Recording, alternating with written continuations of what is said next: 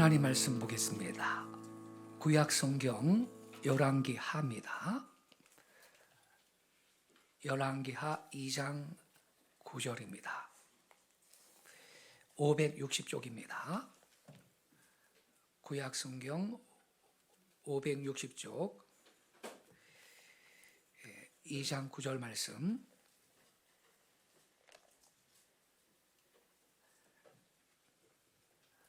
제가 낭독하겠습니다.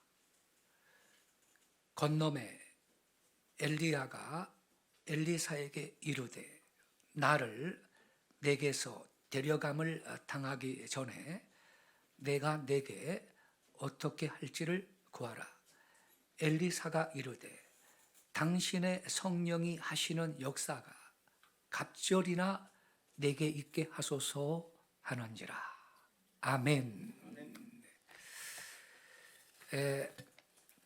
이미 광고 말씀을 드렸습니다만 오늘 아침 말씀을 전하실 목사님은 이스라엘 선교사님이십니다.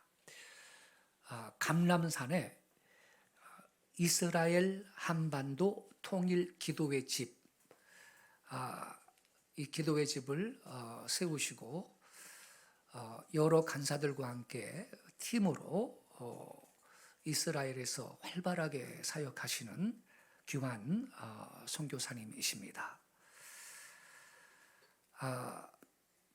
이스라엘에 한인 선교사들 많이 계시고 또 서양 선교사님들도 더러 있지만 아마 제가 믿기는 오늘 말씀을 전하실 장창근 선교사님만큼 신실하고 또 활발하게 사역하는 선교사님이 없을 것입니다. 오늘 아침에 말씀을 전하시는 가운데 이스라엘 사역에 대해서도 좀 우리 성도님들께 보고하고 소개하는 그러한 말씀도 있을 것입니다. 이제 장성교사님 본문 말씀 중심으로 성령 충만이란 이러한 제목으로 말씀을 전하시겠습니다. 크신 은혜의 시간이 되시기를 바랍니다. 나오실 때 우리 큰 박수로 환영하겠습니다.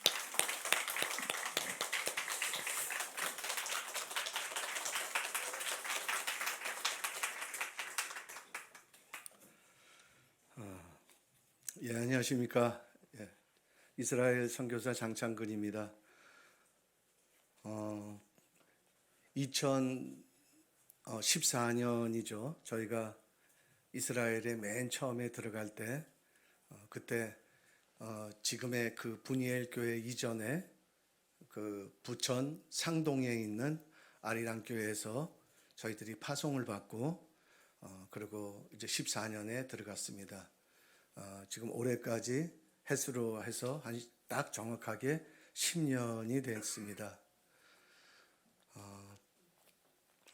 여러분들이 그동안에 또 기도해 주시고 그리고 늘 같이 후원해 주시고 어디에서도 함께 그 동역해 주시는 그런 정말 힘 때문에 저희들이 저 외에 한 12명 정도의 간사님들이 이 부르심 앞에서 지치지 않고 이제까지 달려올 수 있었지 않은가 그렇게 생각합니다. 특히 또 2023년 오순절 성령 강림절에 또 이렇게 여러분 불러주셔서 분이엘 교회와 또 여러분들 이렇게 초청해 주셔서 이 시간에 여러분들 만나고 함께 주님 주시는 그동안의 은혜를 나눌 수 있게 된 것도 얼마나 또 저에게는 큰 영광인지 모르겠습니다. 이스라엘 사역에 대해서 좀 잠깐 나누겠습니다. 좀 열어주실래요? 목사님 조금 아까 말씀해 주셨던 대로 저희가 이제까지는 멜기세덱 감람산 기도의 집이라고 하는 이름으로 있었죠. 그 사역이 조금씩 뿌리를 내리고 그리고 좀 또 확장되는 과정 가운데서 이제 작년에 이 기도의 집 사역이 저희가 혼자 힘으로는 이것을 가져가기에 어떻게 보면 버거울 만큼의 이제 그런 사이즈의 또 그런 지경의 이제 그 기도의 집 사역이 좀 이제 확장됐습니다.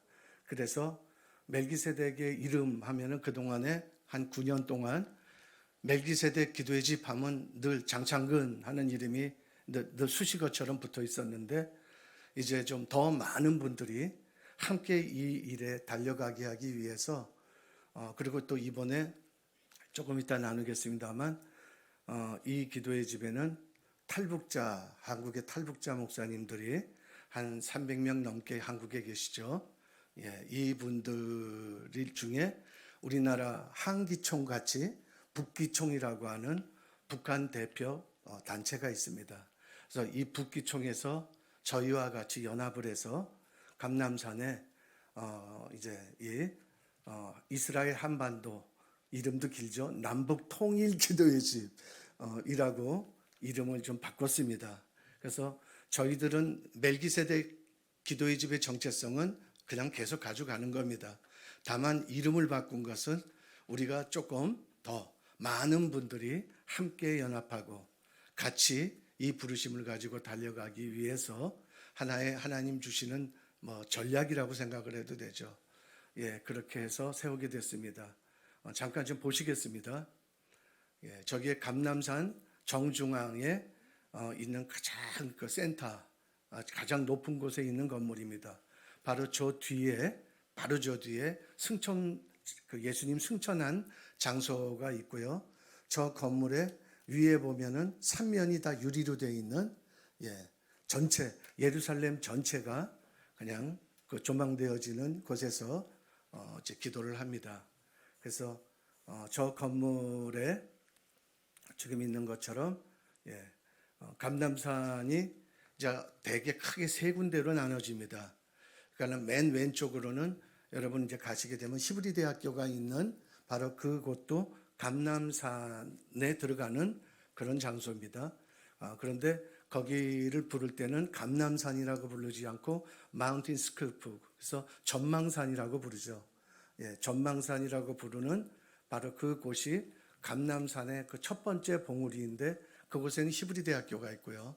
그리고 두 번째 가장 센터 자리에 바로 감남산, 저기에 있는 나무들이 다 감남나무들입니다. 예, 그래서 예수님께서 습관적으로 감남산에서 기도하셨더라 하셨던 장소, 예수님 십자가 달리시기 전에 바로 그 기도하셨던 제자들과 하셨던 곳도 바로 그 겟세마네 동산이라고 하는 곳이 바로 저 장소입니다. 그 저곳에 지금 가장 센터에 있는 그 기도의 집 건물이 되겠습니다. 이 기도의 집 건물 옆에 저희 이 길이 있는데 이게 그 3,000년 된 길입니다. 유일한 감남산에서 성전산으로 내려가게 되는 유일한 길이죠. 예, 그래서 저 길에서 예수님께서 종려주일 때, 우리가 종려주일로 보냅니다만 그 종려나무 가지를 들고 그리고 흰 옷을 이제 또 이제 겉옷을 벗어서 깔고 흔들고 하면서 예수님 호산나 찬송하리로다 주의 이름으로 오시는 이여 하는 바로 그 장소입니다. 그런데 여러분 아시는 것처럼 왜 이 얘기를 하냐 그러면 이스라엘 백성들이 예수님을 쫓는 이스라엘 무리들이 바로 그 호산나 주의 이름으로 오시는 이여 찬송을 했지만 닷새가 못돼서 예수님을 향해서 저놈을 십자가에 못 박으라고 했던 사람들이 또 바로 그때 찬송을 했던 그 사람들이 아닙니까? 그러니까 그 누가복음 말씀 가운데는 그래서 예수님께서 이 감남산 지금의 이 겟세마네 동산에서 예루살렘 성전을 바라보시면서 우시는 대목이 나오죠. 에크라우센 우시면서 그분이 말씀하시는 것은 예루살렘 성전이 이제 곧 무너지게 되는 것들과 함께 이제는 그 말씀하셨던 것, 너희가 이제 호산나 주의 이름으로 오시는 이여를 다시 할 때까지는 너희가 나를 보지 못하리라 라고 하는 말씀이 있죠. 예수님 다시 재림하시는 때를 말하는 겁니다. 그때까지 지금의 너희들의 그 모든 주의 이름으로 오시는 이여라고 정말 그것을 너희들이 진정으로 할 때 그냥 형식적으로 흉내내면서 그냥 자기의 필요를 쫓아서 예수님 앞에 나가서 불렀던 찬송이 아니라 정말 그분을 이제 호산나 찬송하리로다 주의 이름으로 오시는 이여라고 부르는 바룩하바 베셈 아도나이라고 하는 이 노래를 너희들이 다시 부를 때 내가 오리라 라고 하는 말씀입니다. 근데 바로 저 자리에 여러분, 그래서 저 자리가 어떤 자리냐 하면 누가복음에서 예수님께서 낙이 타고 벳바게에서 낙이 타고 내려가실 때 누가복음 그 22장에 뭐라고 되어 있냐 그러면 거기에 감람산 내리막길에서라고 되어 있습니다. 근데 그게 헬라어로는 어떤 뜻이냐면 감람산 내리막길이 시작되는 지점에서라고 하는 뜻입니다. 근데 저 길이 지금 이 꼭대기에서 딱 내려가는 지점, 첫 번째 지점입니다. 그러니까 저 지점에서부터 바룩하바 베셈 아도나이를 불렀던 거죠. 그래서 저기에 하나님께서 남북 통일 기도의 집을 주셔서 매일 저곳에서 24시간 바룩하바 베셈 아도나이를 이제는 바로 이 남북이 함께 부를 수 있도록 주님 그렇게 이 일을 열어주셨다는 것을 생각할 때마다 얼마나 이 일들 앞에 우리가 감격할 수밖에 없고 감격하는 정도가 아니라 매일 그래서 북한 사역자들과 함께 저곳에서 지금 현재 예배가 진행되어집니다. 동남아 분들도 많이 오시고요. 중국, 일본 그리고 또 웨스턴들도 이곳에 와서 함께 지금 예배하고 한국 선교사님들도 현재 예배하고 있습니다. 그런 장소를 이제 작년부터 시작하게 돼서 현재 저것은 저희 현재 기도의 집에서 바라보고 있는 예루살렘 정적입니다. 이걸 그 파노라마로 이렇게 찍어서 그런데 좀 멀리 보이는 것 같지만 저기 볼 때 황금돔 사원이 정확하게 정 위치에서 보이죠. 또 다음 그림 이것은 안의 정적입니다. 안의 정적이고요. 안에가 한 50평 정도 되면서 저렇게 유리로 돼 가지고 예루살렘 전체를 다 조망할 수 있는 이제 그런 곳입니다. 저것은 지금 천장에 올라가고 있는데 그 저기 우리가 있는 곳에 또 마침 천장이 개폐가 되는 곳이에요. 그래서 천장이 올라갔다 내려갔다 하늘문이 열렸다 닫혔다 하는 그런 장소라서 이제 한번 오시게 되면은 또 여러분들도 저희를 파송해 준 교회이고 또 여러분들 아니겠습니까? 하나님께서 정말 저희들에게 놀라운 그런 일들을 하셨어요. 그리고 또 그 다음에 탈북민들과의 연합. 북한의 현재 탈북민 그 리더로 계시는 이제 그 목사님이 저희들하고 함께 이곳에서 이제 이 기도의 집 사역을 하고 있습니다. 저분이시고요. 이름은 얘기 안 하겠습니다. 지금 요 두 분은 요 다음번 북기총 이제 그 총회장 되시는 분이시고요. 한 분은 부총회장 되시는 분이세요. 그래서 요분들도 요번에 같이 와서 저희들하고 함께 또 예배하는 시간 가졌고요. 이스라엘 선교사님들하고 그 북기총에 계시는 탈북 목회자분들하고 같이 저희가 그 기념사진을 저희 기도의 집에서 찍은 겁니다. 네. 우리가 그동안에 기도해왔던 또 하나의 가장 중요한 것은 우리 한국 선교사님들이 이스라엘에 들어가 있는지 올해로 이제 28년째입니다. 그런데 28년이 되는 동안 우리 한국 교회가 특히 예루살렘에 한 5개 교회가 있는데 한인 교회가 5개 교회가 오순절 날이라든가 부활절 날 같은 날 모여서 한 번도 연합 예배 같은 걸 해본 적이 없어요. 그 이유는 다 교회들이 어마어마한 상처들을 가지고 있습니다. 서로 27년이 됐는데 얼굴을 안 보고 지내고요. 그리고 서로 그렇게 갈라져 있는 게 지금의 이스라엘에 있는 우리 한인교회의 그동안의 모습이었는데 올해 바로 이 어저께 6월절 날 이스라엘을 우리는 그저께부터였지만 오순절이 이제 이스라엘은 어저께 이제 해질 때부터니까 어저께 6월절 날 그리고 이 샤반 예배 때 한인교회 5개 교회 중에서 4개 교회가 연합을 해서 27년 만에 처음으로 예배를 했습니다. 이거 정말 놀라운 일들이죠. 우리 저것은 4월에 하는 연합 모임이고요. 그리고 이제 이 지금 저 사진은 어저께 이제 이스라엘에 있는 한인교회 4개 교회가 연합해서 27년 만에 하나님 앞에 나아가 이제 그 오순절 연합 예배를 하는 겁니다. 그래서 저게 별거 아니잖아. 그렇게 얘기하실 분도 물론 있겠지만, 저희에게는 별게 아닌 게 아니라 10년 동안 저희를 위해서 기도해 오고 또 한 7년 정도는 지금 저 사진이요. 7년 정도는 한인교회 5분 목사님들을 저희 기도의 집으로 매달 초청을 해서 식사를 하면서 이제 우리가 함께 할 수 있는 일들을 가지고 이제 그분들을 그렇게 늘 접대를 해왔죠. 거기에서 우리가 연합합시다, 기도합시다 이런 말 한마디 안 했습니다. 그냥 7년 동안 한 달마다 맨날 모이면 그냥 식사만 대접했고 그리고 그냥 거기에서 잡담을 했죠. 이분들이 맨 처음에 모여서는 서로 얼굴도 안 보고 딴 데 서로 이렇게 다 사방 쳐다보고 핸드폰만 이렇게 보면서 이제 모였었는데 시간이 지나면서 조금씩 쓸데없는 얘기들로 이제 하기 시작하고 밥 먹을 때 다른 얘기 할 거가 없으니까 너무나 이제 어색하니까 이분들이 이제 모여서 다들 제가 볼 땐 정말 쓸데없는 얘기인데 그런 얘기 하면서 이제 서로 조금씩 마음의 문을 열기 시작하다가 이제 코로나 바로 전에 결정을 한 겁니다.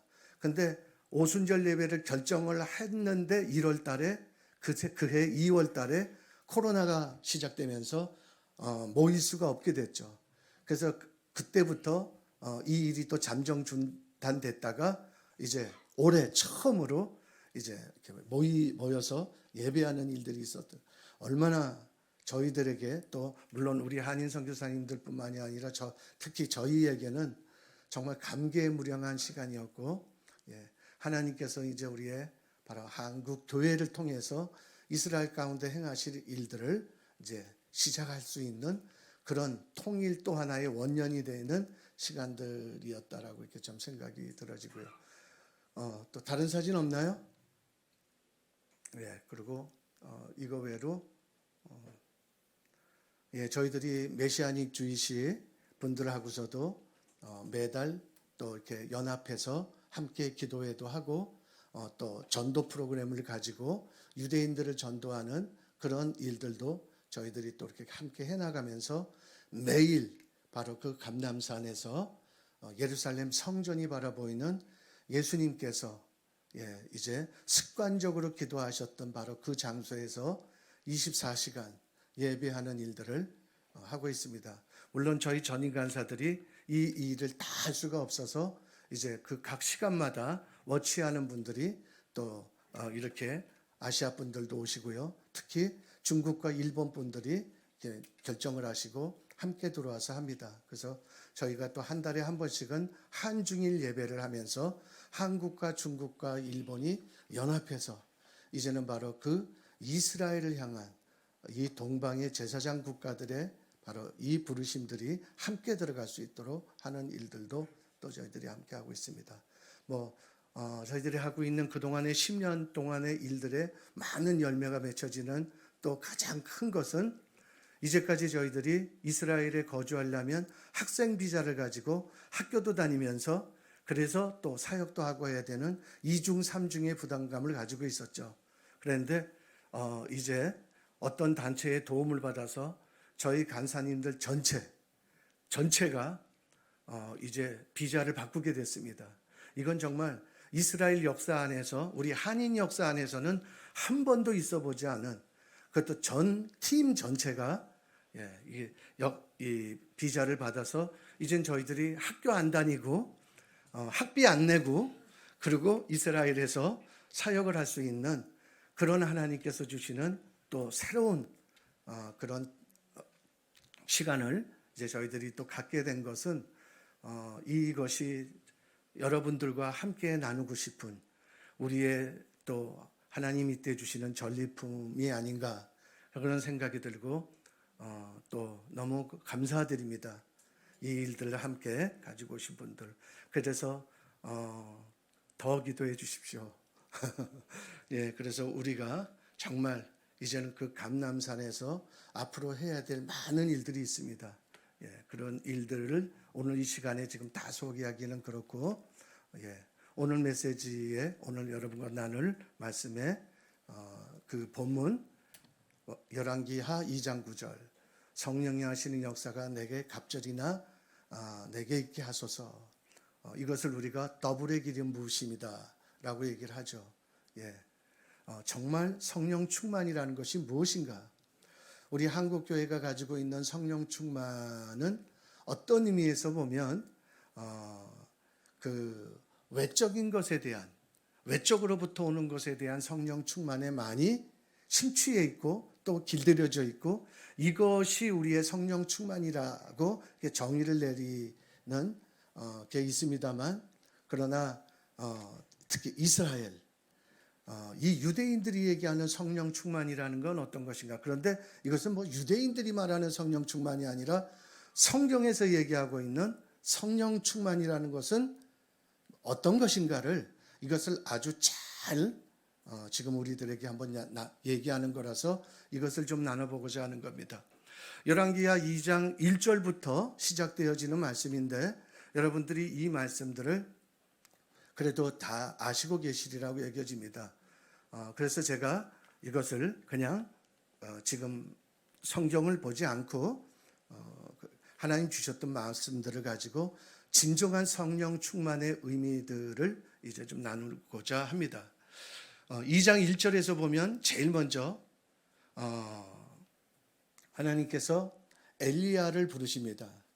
엘리야를 부르시면서 엘리야를 부르신 이유는 그를 이제 하늘로 승천시키기 위해서, 성경에 딱 두 번의 사람이죠. 하늘로 데리고 올라가신 어떠한 사람들, 에녹이 있고 그 다음에 엘리야가 있습니다. 근데 이 엘리야를 하나님께서 이제 하늘로 데리고 올라가시기 위한 바로 그 일을 이제 어떻게 하시는가에 대한 내용이 2장 1절부터 나와 있다는 겁니다. 근데 이 엘리야를 하나님께서 데리고 올라가실 때 그냥 그 엘리야가 있는 장소에서 데리고 올라가신 게 아니라 하나님께서 엘리야를 2장 1절에 보니까 너는 지금 내가 있는 곳에서부터 이제 길갈이라고 하는 곳으로 나오라 라고 하는 명령이 떨어집니다. 근데 여러분, 이게 이 엘리야가 있는 곳으로부터의 길갈이라고 하는 이 지명이 있는 데가, 이 장소가 이게 보통 장소가 아니라는 거예요. 이게 보통 먼 데가 아니라는 겁니다. 그러니까 여기에 주님께서 우리 안에 말씀하시는 이제 대목들이 있죠. 그러면서 엘리야가 알았습니다. 그러면서 이제 길갈로 나갑니다.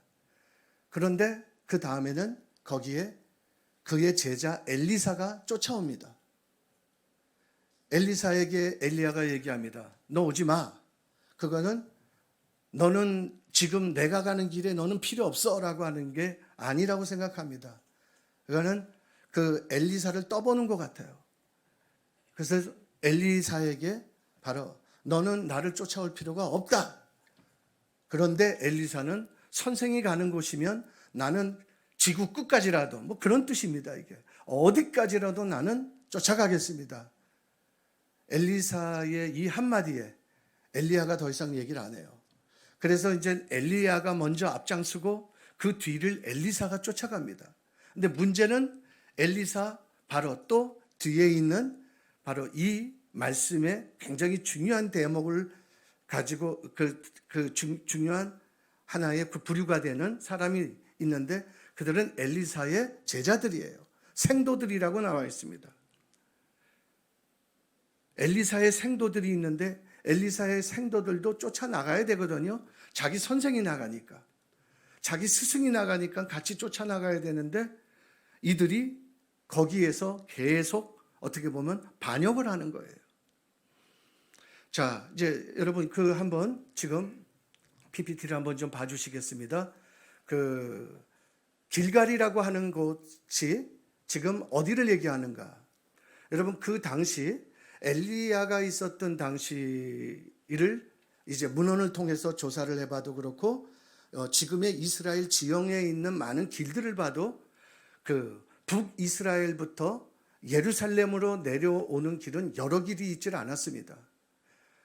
그러니까 요단강을 중심으로 해서 내려오는 바로 그 왕의 대로 길이 하나 있었고 그 다음에는 바로 여러분 그 예수님 때까지도 예수님이 그 수가성에 있는 세겜에 있는 수가성에 있는 여인을 만나러 갈 때도 바로 이 길을 쫓아서 갔죠. 그러니까 유일한 길입니다. 이 길은 직선으로 이렇게 사마리아에서부터 예루살렘으로 내려온다고 하지만 엄밀하게 얘기하면 사마리아에서 세겜을 통해서 베델로 해가지고 그래서 예루살렘으로 들어오는 길이에요. 그런데 이것이 직선거리는 아니고 약간 완만한 곡선을 그리고 있지만 어떻든 지금의 그 위치를 얘기해 주기 위해서 그러면 이 사람들이 왜 사마리아에서부터 그려져 있냐면 이 사람들은 북이스라엘 선지자이기 때문입니다. 엘리야, 엘리사, 여기에 나오는 생도들 이 사람들 다 북이스라엘 사람들이에요. 그렇기 때문에 이미 그때는 북이스라엘과 남유다가 나눠져 있는 상황이었어요. 그렇다고 38선이 그어져 있는 건 아니죠. 그래서 사마리아에서 그 맨 처음에 사마리아를 거점으로 해서 사역을 하고 있는 사람들을 이제 주님께서 길갈로 나오라고 한다면은 바로 저런 지금의 그 지형을 따라서 내려와야 되는 거예요. 그래서 사마리아에서 베델로에서 예루살렘으로 해서 여리고로 해가지고 여리고에서 길갈까지 가야 되는 동선을 얘기를 합니다. 자, 그럼 다음 그림, 다음 지도를 보면은 저기 여기 나와 있죠. 지도를 보게 되면은 사마리아에서부터 이제 그 예루살렘까지의 현재 거리가 나와 있어요. 이걸 조금 크게 해주실래요? 조금씩 잘 보이지 않으실까 봐. 여기 보시면 지금 자동차로 1시간 58분입니다. 2시간 걸리는 거리예요. 예루살렘까지입니다. 그리고 그 지금 뭐 어떻든 거리수로는 157.8km. 그러니까 한 158km 정도 되는 거리가 예루살렘까지의 거리예요. 사마리아에서부터 예루살렘까지의 거리를 지금 여러분들 보고 계시는 겁니다. 자, 그 다음에 두 번째, 예루살렘에서 여리고까지의 거리. 예루살렘에서 여리고까지는 여기 보면 30km라고 되어 있어요. 뭐 자동차로는 내리막길이니까 대략적으로 한 30분 내지 뭐 한 35분 정도 걸립니다. 그런데 30km가 되는 거리예요. 그리고 또 세 번째, 여리고에서 길갈까지는 한 3km 정도가 됩니다. 그러면 지금의 이 거리를 다 더하면 158km까지가 예루살렘, 사마리아에서 예루살렘이고 그 다음에 30km는 예루살렘에서 여리고까지고 그 다음에 3km는 여리고에서 그 다음에 길갈까지의 거리입니다. 191km예요. 여러분 191km의 이 길을 지금 내가 너를 데려갈 테니까 나오라고 하는 겁니다. 근데 이 191km가 어떤 거리냐 하면 우리나라로 얘기하면 바로 또 다른 그림, 다른 것을 봐주세요. 아니, 두 번째 말고 옆에 있죠. 옆에 없나요? 옆에 없어요? 예. 내가 이전 거를 갖고 왔군요, 저거. 예. 여러분, 정확하게요. 우리 서울에서 평양까지의 거리가 191km입니다. 이것도 참 우연의 일치 쳐놓고는 너무 희한한 거죠. 하나님 서울에 있는 우리한테 평양으로 오라는 거예요, 지금. 평양으로 와. 내가 너 이제 하늘로 띄워버릴 테니까. 그래서 지금 엘리야가 가고 있는 겁니다. 여러분, 이 길갈이라고 하는 이 길은, 이 의미는 여러분 성경에 여호수아에 있는 그 말씀처럼 길갈은 우리의 수치를 굴려버린 상징성을 가지고 있는 거예요. 여러분, 우리의 모든 지나간 정말 그 얽매이기 쉬운 죄, 허물, 이 모든 것들을 이 어두움 가운데서 내가 살 수밖에 없었던, 그래서 내가 미고 있던 이 멍에와 이 죄짐을 일거에 다 자유케 해주시는 곳. 그래서 우리의 모든 수치를 다 굴려버리시는 곳. 그래서 여러분, 히브리어로 이 길갈이 어떤 어원에서 왔냐면 갈갈이라고 하는 어원에서 왔는데, 갈갈이 뭐냐면 수레바퀴예요. 굴러가는 겁니다. 그래서 길갈인 수치를 굴려버리는 곳이에요. 우리가 얘기하는 갈갈이 같은 거와는 좀 다르죠. 예. 어떻든 이 길갈이라고 하는 것은 우리의 모든 수치를 다 없애주는 겁니다. 그런데 생도들이 얘기하는 거예요. 내려가면서. 선생님, 그러니까 엘리사에게 얘기하는 거죠. 성경에 나와 있는 말씀입니다. 우리 여호와께서, 우리 하나님께서 당신의 머리 위로 당신의 선생을 취할 줄을 알지 못하십니까? 그러니까 이 말은 다시 얘기하면 이제 그를 하늘로 띄울 건데 그게 우리하고 무슨 상관이 있냐는 거예요. 우리가 거기를 왜 내려가야 되냐는 거예요. 우리는 사마리아에서 당신과 함께 있으면서 여기서 학교를 세우고 여기서 우리가 사역을 해도 충분한데 왜 우리가 생고생을 하면서 거기까지 가야 됩니까? 그런데 어떻든 툴툴거리면서 길갈까지 갔다는 거예요. 갔더니 길갈이 그런 장소네요. 우리의 모든 수치가 굴러가는 곳이에요. 그러니까 드디어 이제 이 생도들은 생각했겠죠. 아하, 여기다가 우리의 학교를 세우면, 여기다가 우리의 교회를 세우면 이제 정말 모든 사람들이 와서 모든 사람들의 그 얽매이기 쉬운 죄를 다 굴려버리고 그들을 자유케 하는 곳에서 우리의 이제 사역을 합시다. 우리의 안정감이 된다고 하는 곳이에요.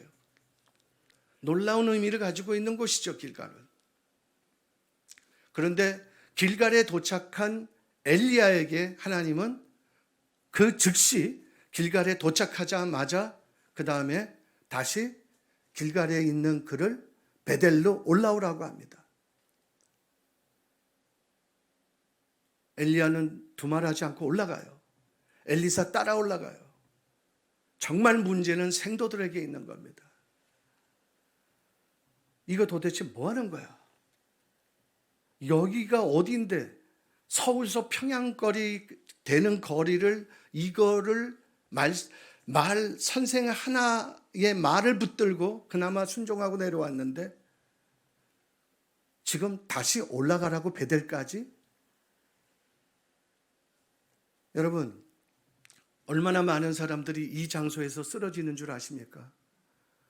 주님 앞에 열심히 달려왔지만 그 길이 멀든 짧든 생각하지 않고 그때는 처음 가는 길이니까 달려온 거예요. 근데 여러분, 이제부터가 시작입니다. 이제부터 왔던 길을 되돌아서 베델을 가라 그러면 이거는 베델을 통해서 내려왔기 때문에 단 한 번도 이 길을 안 와봤던 사람들도, 북이스라엘 사람들도 이젠 이 길의 거리도 알고요, 이 길이 얼마나 험난한지도 알고 이 길이 얼마나 힘든지를 알고 있다는 거예요. 모를 때 달려가는 것과 이제는 그걸 아는데 달려가는 것은 이건 또 다른 겁니다. 근데 여러분 문제는, 자, 여러분 저기 여리고에 대한 그림 하나 보여주실래요? 이거 말고요. 여리고. 예, 제가 준 또 하나 그림들이 있죠. 예. 여러분 여기 보면 예루살렘이 저희가 해발 800m예요. 그리고 여리고는 마이너스 300입니다. 사해는 마이너스 400이에요. 800m 해발에서 마이너스 300까지 내려오는 길을 처음에는 내려왔던 거예요. 그래도 조금 쉬웠어요. 길지만, 멀지만, 서울서 평양까지 되는 거리지만. 근데 두 번째가 문제라는 거죠. 이제는 길갈에서 여리고까지 3km는 그래도 평지길이니까 갈 수 있었어요.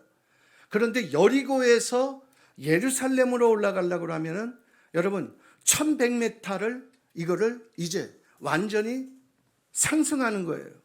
1100m, 그러니까 우리가 보통 예루살렘에서 여리고에 갈 때 여리고에 왜 가냐 그러면 여리고에 그 과일이 너무 맛있는 과일이 많이 나요. 지금은 특히 여름에 그 망고, 여러분 그 망고가 동남아시아 태국이나 필리핀 망고는 저리 가요. 망고 하나가 어린아이 얼굴만 합니다. 근데 그 망고의 당도가 그냥 완전히 끝내줘요, 정말. 그래서 근데 값도 엄청 싸요. 그래서 그거 살라고 여름에 부지런히 여리고 내려가면 내려갈 때는 쉽죠, 자동차도. 1100m를 이제 이거를 올라갈 때는 그래서 기름이 거기서 다 먹어요. 정말 기름 게이지가 그 30분 동안 달려 올라가는데 게이지가 뚝뚝뚝뚝 떨어지는 게 보일 정도입니다. 1100m를 그냥 이거를 상승해서 올라가는 거거든요. 하물며 걸어가는 거예요. 그때 당시에 이 사람들이 뭘 타고 가겠습니까? 이건 완전히 등산이에요. 에베레스트 등산을 가는 거나 똑같아요. 아까 봤던 이제 그 거리를 한번 보겠습니다. 다시 이제 길갈에서 여리고까지 3km예요. 지금 아까 봤던 것처럼 길갈에서 베델까지 가려면 길갈에서 여리고까지. 두 번째 여리고에서 두 번째는 뭡니까? 이제 여리고에서 예루살렘까지 가는 길 30km라 그랬죠. 이게 아까 지금 얘기하고 있는 1100m를 지금 수직 상승해서 올라가야 되는 길이에요. 그리고 세 번째가 그 다음에는 바로 예루살렘에서 베델까지. 예, 이건 20km라고 지금 나와 있죠. 여기에. 자, 그러면 합계 3km에다가 30km에다가 20km 하니까 53km. 아까 191km보다는 그냥 더 얘기하면 한 4분의 1 정도도 될 수 있다라고 하지만 여러분 이게 서울에서 임진각 서울에서 안성 죽산까지의 거리라고 합니다. 근데 이 거리가 여러분 수직 상승돼 있다라고 생각을 해보세요. 이 거리는 4배 정도로 아까보다는 가깝지만 이게 수직 상승세 있는 길이라고 한다면은 여러분 보통 이것이 그 얘기하고 있는데 8배 정도의 그 험난한 길이 된다고 합니다. 더 힘든 거예요. 자, 아까 또 그림, 여리고 말고 또 하나의 해발 그림을 나타낸 게 있죠. 여러분 저기 보시면 예루살렘이 굉장히 높아요. 800m입니다. 그리고 해발, 여리고, 사해 다 낮습니다. 요단강까지. 근데 빨간 표시로 되어 있죠. 저게 베델이에요. 여러분 저 지형을 보게 되면 이제 예루살렘보다 베델이 더 높습니다. 그러면 어떻게 돼요?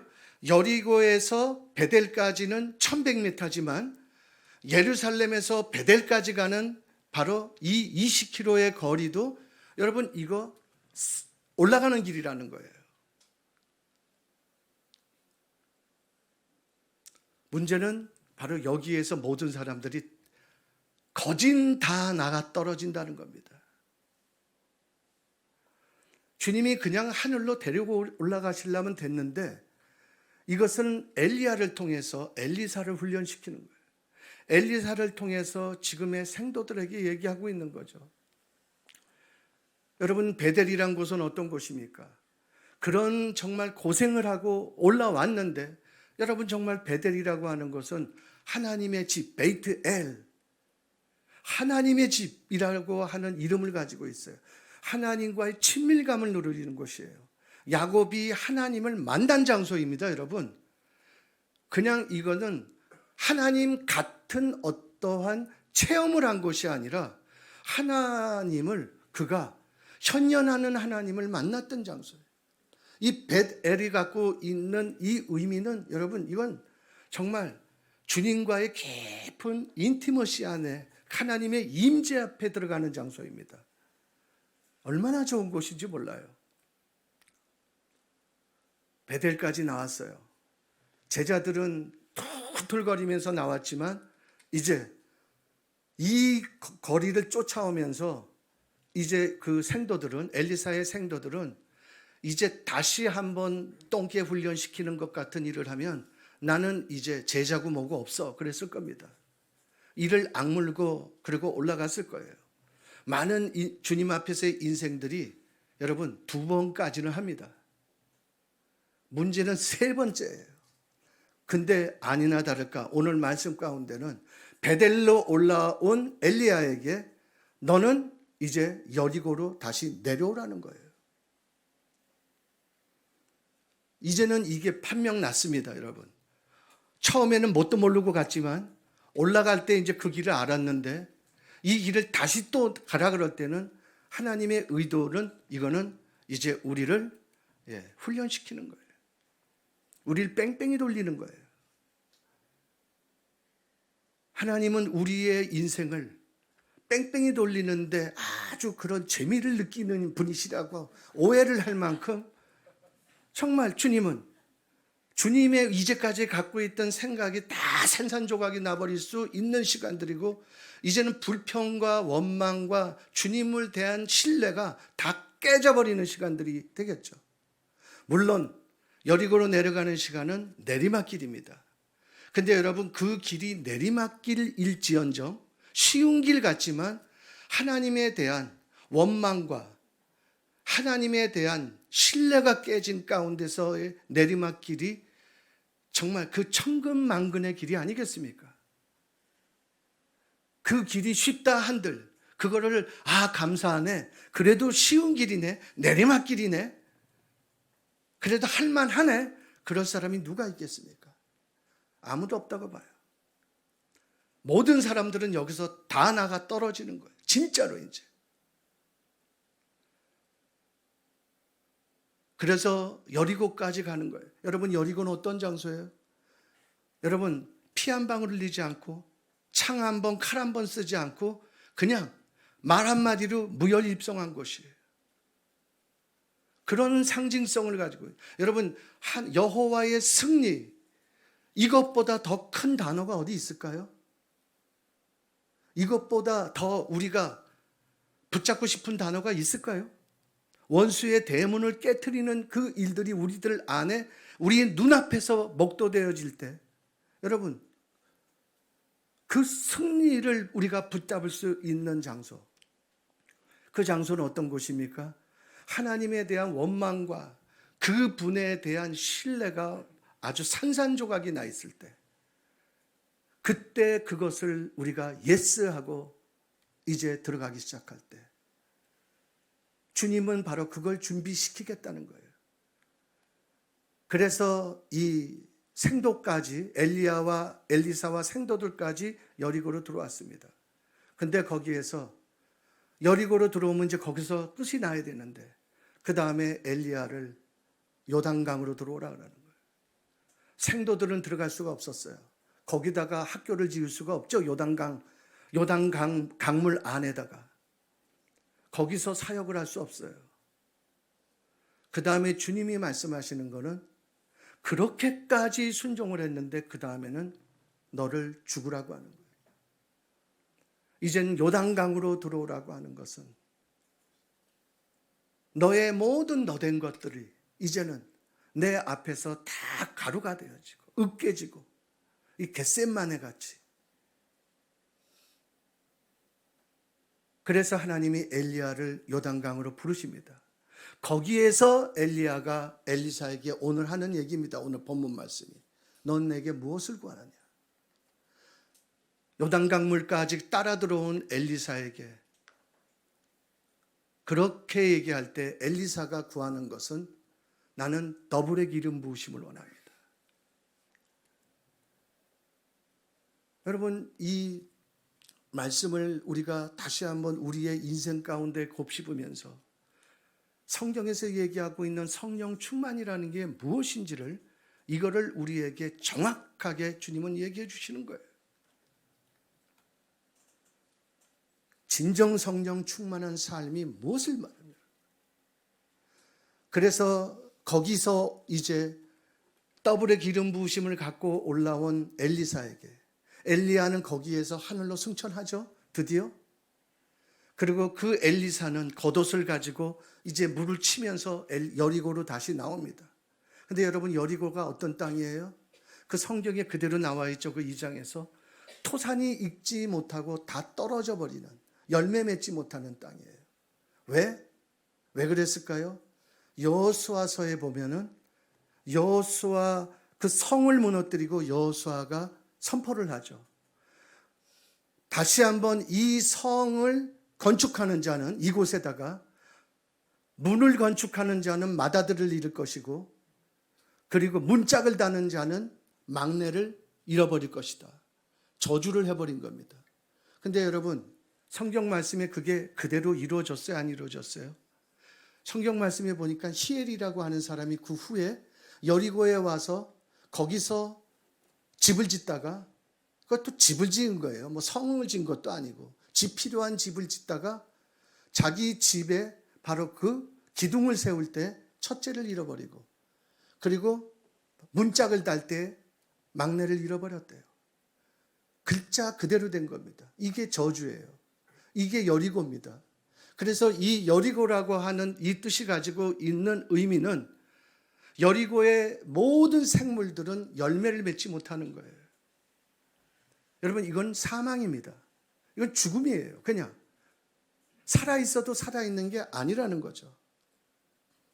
그래서 이것을 히브리어로 샤클이라고 합니다. 그런데 이 샤클은 나무에만 쓰는 게 아니고 사람들에게도 써요. 임신을 했는데 아이를 낳기 전에 사산을 해버리는 거예요. 낙태를 해버리는 겁니다. 그거를 샤클이라고 얘기하는 거예요. 그 여리고에 있는 물들을 마시면 나무건 사람이건 전부 다 열매 맺지 못하고 토산도 다 익기 전에 떨어져 버리고 그 땅은 정말 저주받은 쓸모없는 땅입니다. 이 더블의 기름 부으심을 가지고 나온 이 엘리사가 어떻게 해요?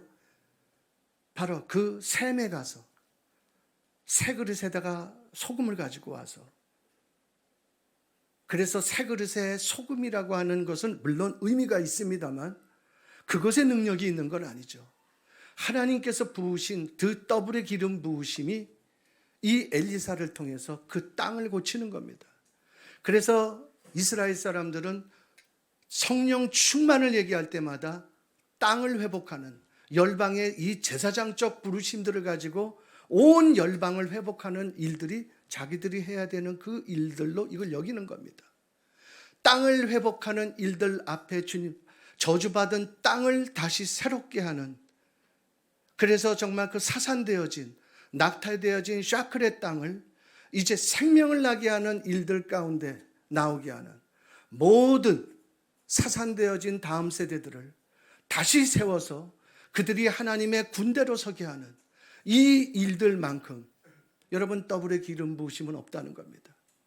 이 일들은 이스라엘을, 특히 메시아닉 주의시들은 이것을 바로 오순절 성령의 기름 부으심이라고 얘기하는 겁니다. 저는 정말 그것을 담고 싶고, 죄송합니다.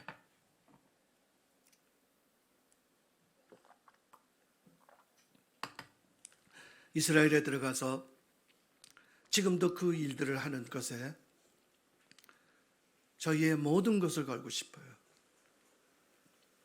그래서 정말 그 이스라엘의 이 원수가 훼손한 부르심이, 이 제사장적 부르심이 다시 세워지고, 그래서 동방에 이 제사장적 부르심을 가지고 있는 대한민국과 그리고 이스라엘이 함께 이제 주님 앞에서 한 케일라 총회로 그렇게 주님 앞에 서는 제2공의회가 세워지는 그 일들로 하나님, 이 나라의 바로 이 하나님의 전략, 이 일들을 주님 일으켜 주십시오.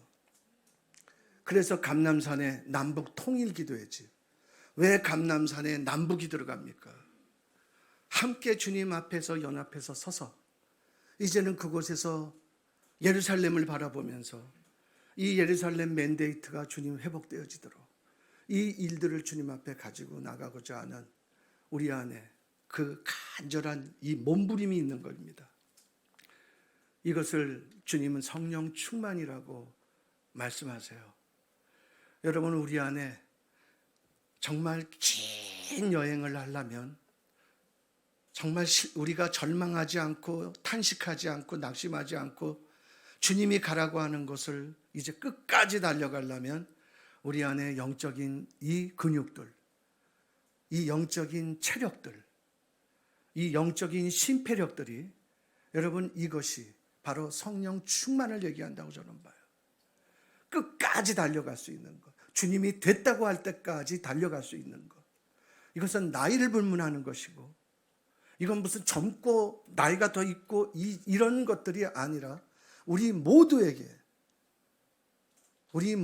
하나님께서 지금 주시는 이번 2023년 바로 이 오순절 성령 강림, 바로 이 주일 가운데 주님 앞에 붙들고 우리가 기도하며 나아가야지 될 또 우리의 제목이 아닌가 그렇게 여겨집니다. 기도하겠습니다.